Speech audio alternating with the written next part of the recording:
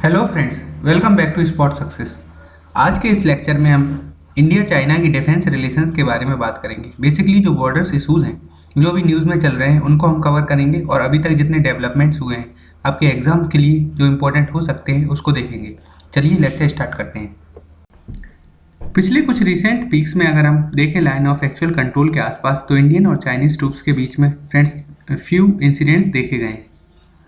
इसकी वजह से क्लैशेस भी हो रहे हैं इंडिया और चाइनीज ट्रूप्स के बीच में, और स्पेशली दो फ्लैश पॉइंट्स हैं। एक नाकुला सेक्टर जो सिक्किम में एक माउंटेन पास है और एक लेक है फ्रेंड्स लद्दाख में, पेंगोंग लेक। इसकी वजह से मेजर मिलिट्री बिल्डअप भी देखा जा रहा है दोनों कंट्रीज की साइड से, और जो टेंशंस है वो रेगुलरली एस्केलेट हो रहे हैं।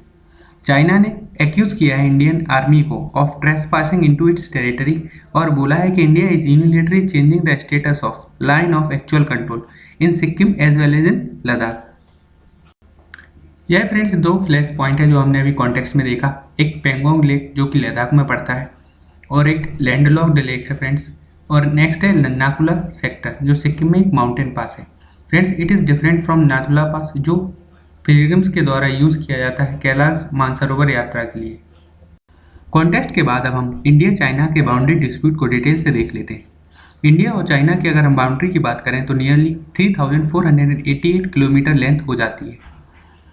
जो इंडिया के स्टेट हैं जो चाइना से बाउंड्री शेयर करते हैं वह हैं फ्रेंड्स लद्दाख, उत्तराखंड, हिमाचल प्रदेश, सिक्किम एंड अरुणाचल प्रदेश। इसको आप ट्रिक से लर्न कर सकते हैं साहुल। लेकिन जो बॉर्डर है फ्रेंड्स इंडिया और चाइना के बीच में वो अभी तक क्लियरली डिमार्केटेड नहीं है, और जो लाइन ऑफ एक्चुअल कंट्रोल है वह भी म्यूचुअली एग्रीड नहीं है। इसी वजह से डिस्प्यूट देखने को मिलता है। लाइन ऑफ एक्चुअल कंट्रोल की अगर हम बात करें तो बेसिकली 3 सेक्टर में इसको डिवाइड किया जाता है, western sector, central sector and eastern sector. और फ्रेंड्स ब्रॉडली तीनों सेक्टर को इंक्लूड किया जाता है। लेकिन अगर हम नैरो इंटरप्रिटेशन देखें तो सिर्फ वेस्टर्न सेक्टर को भी लाइन ऑफ एक्चुअल कंट्रोल कभी कभी बोला जाता है।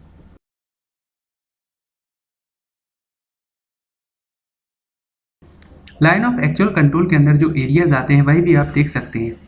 3 एरियाज आते हैं। Western areas basically friends Ladakh और कश्मीर को इंक्लूड करता है। Middle areas Uttarakhand and Himachal Pradesh, और ईस्टर्न सेक्टर में फ्रेंड्स सिक्किम और अरुणाचल प्रदेश का एरिया आता है। Line of actual control friends कोई ऑफिशियली या फुली डिमार्केटेड लाइन नहीं है। इसी वजह से डिफरेंट परसेप्शन है दोनों कंट्रीज में रिलेटिंग टू इट्स अलाइनमेंट, और चाइना हमेशा टेरिटोरियल क्लेम करता है इन द फॉलोइंग 3 एरियाज जो हमने देखा था। कंट्री फ्रेंड्स एग्जैक्ट लोकेशन पर डिसएग्री करती हैं। इंडिया कहता है कि line of actual control 3488 kilometre long है, वेयर चाइनीज कहता है कि सिर्फ यह फ्रेंड्स 2000 किलोमीटर लॉन्ग है। इसी वजह से दोनों कंट्रीज की आर्मी डोमिनेट करती हैं इस एरियाज को और पेट्रोलिंग करती रहती हैं, जिसकी वजह से फ्रेंड्स कॉन्फ्लिक्ट हमेशा देखा जाता है। और अभी कॉन्टेक्स्ट में यही देखा था हमने कि इंसिडेंट देखे गए हैं नाकुला सेक्टर और लद्दाख में।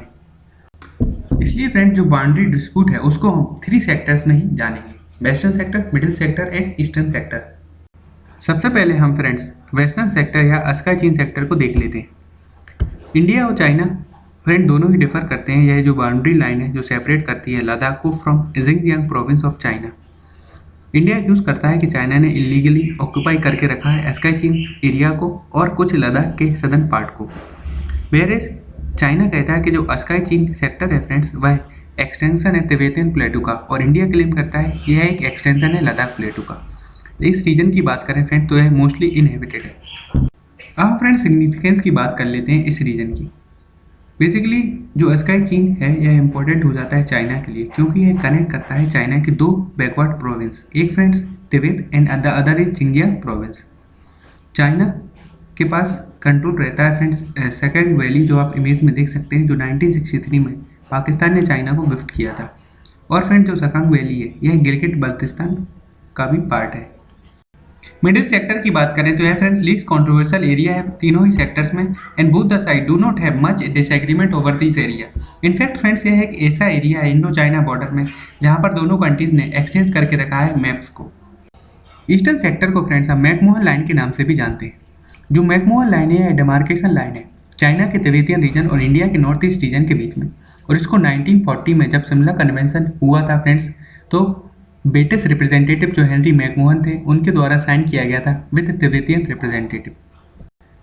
मैकमोहन लाइन फ्रेंड्स इंडिया के द्वारा एक लीगल नेशनल बॉर्डर कंसीडर किया जाता है। वेयर चाइना रिजेक्ट करता है शिमला अकॉर्ड जिसको 1914 में साइन किया गया था और मैकमोहन लाइन को चाइना कहता है कि जो तिब्बत गवर्नमेंट जिसने इस एग्रीमेंट को साइन किया था वह फ्रेंड्स सॉवरेन नहीं था, इसलिए उसके पास कोई पावर नहीं थी कि किसी भी ट्रीटी को कंक्लूड कर सके। चाइना क्लेम करता है कि जो अरुणाचल प्रदेश है वह उसकी टेरिटरी है और समटाइम्स अरुणाचल प्रदेश को वो सदर्न तिब्बत भी कंसीडर करता है और पूरे अरुणाचल प्रदेश को क्लेम करता है friends as a Tawang threat. अब हम फ्रेंड्स पेंगोंग लेक से जो रिलेटेड इश्यूज हैं लद्दाख रीजन में उसको भी देख लेते हैं। पेंगोंग लेक की बात करें तो लद्दाखी लैंग्वेज में पेंगोंग का मतलब होता है एक्सटेंसिव कॉन्केविटी, बेसिकली इसके शेप को रेफर किया गया है और तिब्बतियन लैंग्वेज में सो का मतलब होता है लेक। पेंगोंग एक लैंडलॉक्ड या एंडोरेक लेक है, आपको याद रखना है, जो लद्दाख हिमालयस में 14,000 फीट पर सिचुएटेड है। लेह से अगर हम बात करें तो western portion of this lake lies at 54 kilometre to the south east of lake. यह एक ब्रेकिश वाटर लेक है जो विंटर में फ्रीज हो जाता है। पेंगोंग लेक से रिलेटेड क्या डिस्प्यूट है वही भी हम देख लेते हैं। Line of actual control basically friends land area से पास होती है, लेकिन पेंगोंग लेक एक ऐसा एरिया है जहां से वाटर से लाइन ऑफ एक्चुअल कंट्रोल पास होती है और अभी तक दोनों कंट्रीज़ के बीच में कोई भी ऐसा म्यूचुअली एग्रीड पॉइंट नहीं है लेक पर जहां से टेरिटोरियल क्लेम्स कर सके दोनों कंट्रीज। इसी वजह से बॉर्डर इशू बना हुआ है। एक माउंटेन सिचुएटेड है on the northern bank of this lake जिसका नाम है चेंग चेनमो। इस माउंटेन की जो स्लोप है फ्रेंड्स वो फिंगर लाइक स्ट्रक्चर बनाती हैं लेक के बैंक पर और आर्मी इसको फिंगर्स बोलते हैं। बेसिकली फ्रेंड्स कंट्री के द्वारा इन्हीं फिंगर लाइक स्ट्रक्चर को रेफर किया जाता है to demarcate the land borders. India claim करती है जो लाइन ऑफ एक्चुअल कंट्रोल है फ्रेंड्स वो फिंगर 8 तक लाई करता है, लेकिन इंडिया सिर्फ फिंगर 4 तक फिजिकली कंट्रोल करता है एरिया को। यह फ्रेंड्स फिंगर स्ट्रक्चर है जो बेसिकली माउंटेन की स्लोप बनाती हैं इस लेक के नदर्न बैंक पर और इसी फिंगर स्ट्रक्चर को रेफर किया जाता है कंट्रीज़ के द्वारा to demarcate their borders. India friends finger 4 तक फिजिकली एरिया कंट्रोल करती है, लेकिन फिंगर 8 तक फ्रेंड्स इंडिया टेरिटोरियल क्लेम करती है और इसी वजह से डिस्प्यूट बना हुआ है और चाइना फ्रेंड्स यह जो इंडिया का क्लेम है वो एक्सेप्ट नहीं करता है। इंडिया फ्रेंड्स कंट्रोल करता है एरिया अप टू फिंगर 4 और यही बोन ऑफ कंटेंशन बना हुआ है इंडिया चाइना के बीच में, क्योंकि दोनों ही कंट्री अपनी अपनी टेरिटरी में इस एरिया को क्लेम करती है। चाइना की जो बॉर्डर पोस्ट है वो फिंगर 8 पर सिचुएटेड है और इंडिया के पोस्ट फ्रेंड फिंगर 3 के क्लोज सिचुएटेड है। चाइना क्लेम करता है जो लाइन ऑफ एक्चुअल कंट्रोल है वो फिंगर 2 से ही पास होती है। अभी की बात करें तो 45 किलोमीटर लॉन्ग जो वेस्टर्न पोर्शन है लेक का वो इंडिया के कंट्रोल में है और रेस्ट चाइना के कंट्रोल में है। जो फ्रेंड्स डिफरेंट परसेप्शन है बेसिकली दोनों कंट्रीज़ के बीच में, उसके बीच में जो एरिया पड़ता है वही डिस्प्यूटेड टेरिटरी बनी हुई है और आर्मी रेगुलरली पेट्रोल करती है इस एरिया को। इसी वजह से फ्रेंड्स क्लैश देखने को मिलते हैं। फिंगर 8 तक फ्रेंड्स इंडिया क्लेम करता है, ब्लैक कलर से शो किया गया है और चाइनीज़ क्लेम आप देख सकते हैं रेड कलर से शो किया गया है। यही डिफरेंट परसेप्शन जो एरिया पड़ता है बीच में यही डिस्प्यूटेड टेरिटरी बन जाता है दोनों कंट्रीज़ के बीच में। नेक्स्ट इशू फ्रेंड्स एक रोड से रिलेटेड है जिसको हम दरबुक सायोग दौलत बेग ओल्डी रोड के नाम से जानते हैं। यह जो रोड है ये इंडिया का नदर्न मोस्ट बिल्डअप एरिया है और लाई करता है सब सेक्टर नॉर्थ रीजन में। यह सिर्फ फ्रेंड्स 9 किलोमीटर दूर है लाइन ऑफ एक्चुअल कंट्रोल से। लाइन ऑफ एक्चुअल कंट्रोल जो अस्काई चीन रीजन में लाई करती है। DSTB रोड कनेक्ट करता है दौलत बेग ओल्डी से सायोग और दरबुक को। दौलत बेग ओल्डी की बात करें तो यह काराकोरम पास के बेस पर लाई करता है। इसको फ्रेंड्स 1 साल पहले ही कंप्लीट कर दिया था और इंडिया को ग्रेट कनेक्टिविटी प्रोवाइड करता है बॉर्डर एरियाज के पास। यह 255 किलोमीटर लॉन्ग रोड है और रन करता है सायोग और टेंगसी रिवर के अलोंग। DSTB रोड को फ्रेंड्स इमेज में शो किया गया है। यह दौलत बेग ओल्डी को कनेक्ट करता है दरबुक और सायोग रीजन से और बेसिकली सिर्फ 9 किलोमीटर दूर पड़ता है लाइन ऑफ एक्चुअल कंट्रोल से, इसलिए यह ग्रेट कनेक्टिविटी प्रोवाइड करता है इंडिया को बॉर्डर एरियाज में। गलवान रिवर की लोकेशन आप देख लीजिए फ्रेंड्स, सायोग रिवर की एक ट्रिब्यूटरी और लाइन ऑफ एक्चुअल कंट्रोल को क्रॉस करती है। इंडिया ने अभी एक न्यू रोड के कंस्ट्रक्शन को स्टार्ट किया है जो DSTB रोड से ही फ्रेंड्स बनाया जाएगा और बेसिकली यह रोड जो कंस्ट्रक्ट किया जा रहा है यह सायोग रिवर और गलवान रिवर के जंक्शन पर लाई करता है और चाइना ने इसी रोड के कंस्ट्रक्शन के खिलाफ अभी ऑब्जेक्शन को रेज किया है। चाइना ने फ्रेंड्स ऑब्जेक्शन रेज किए हैं against the construction of new road जो DSTB रोड से ही ब्रांच किया गया है और गलवान रिवर और साइब रिवर के जंक्शन पर लाई करता है। गलवान रिवर एरिया में जहाँ पर इस रूट को बनाया जा रहा है फ्रेंड्स, वो इंडिया टेरिटरी में ही लाई कर रहा है, फिर भी चाइना अपने ऑब्जेक्शन को रेज कर रहा है। यह 200 किलोमीटर नॉर्थ में लाई करता है यह रूट पैंगोंग लेक से, और सायोक और गलवान रिवर के जंक्शन पर है। यह तो हम देख ही चुके हैं। पिछले 2 दिनों की अगर हम बात करें तो लोकल कमांडर्स की मीटिंग हो चुकी है और एटलीस्ट 3 मीटिंग को ऑर्गेनाइज किया गया। फिर भी फ्रेंड्स अभी तक कोई पॉजिटिव आउटकम्स निकल कर नहीं आया है और टेंशंस रेगुलरली एस्केलेट हो रही है।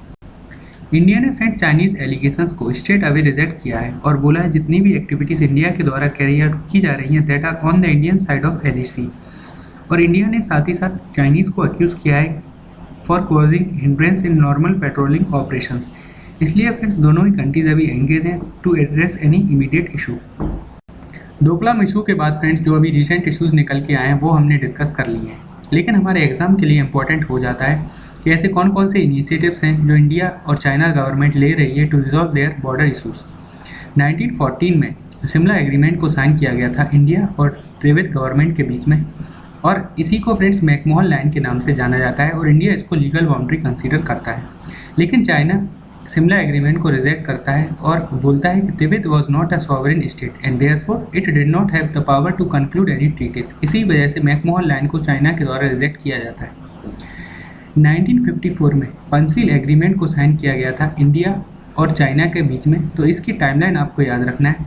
और इस एग्रीमेंट में बेसिकली एक्सेप्ट किया गया था to respect each others sovereignty and territorial integrity. Third है friends confidence building measures. India और चाइना दोनों ही एंगेज हैं in confidence building measures on the border, और बायलैटरल एग्रीमेंट साइन किए गए थे इसके लिए 1993, 1996, 2005, 2012 एंड 2013 में। फोर्थ है फ्रेंड स्पेशल रिप्रेजेंटेटिव मैकेनिज्म।